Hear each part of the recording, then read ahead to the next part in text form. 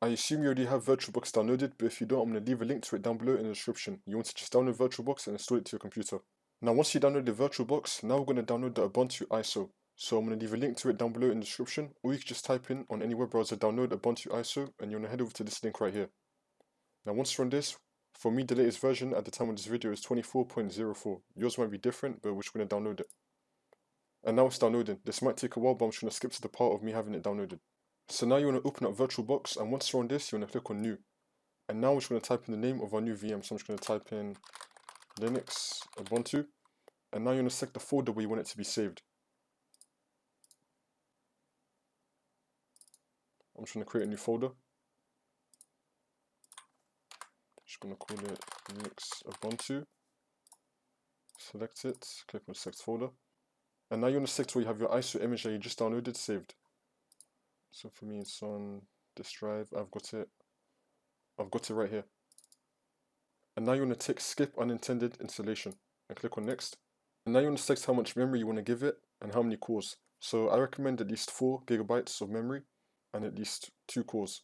But for me, since I've got quite a lot of both, I'm just going to give this 8 GB. And I'm going to give it 4 cores. Now once you selected this, you want to click on next. And then you want to select how much disk space you want to give it. I'm just going to leave it at the default. Click on next. And then click on finish. And now you want to click on start. Now once you started this, it's going to look something like this. If you want it in full screen, you could just click on view and then click on full screen mode. But for me personally, I like to go into scaled mode and then just do in full screen like this. So now once you're on this, you want to select your language and then you want to click on install Ubuntu. Select your language again, click on continue. And then we're going to go for normal installation and then click on continue again.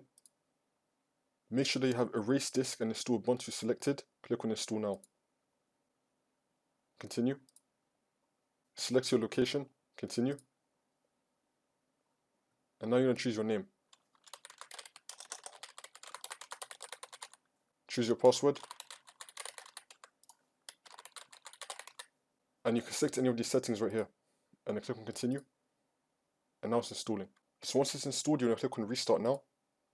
You don't need to remove anything because this is an ISO, so click on enter. Now it's going to wait for this to load. And now we're in Ubuntu Linux. That's how you do it.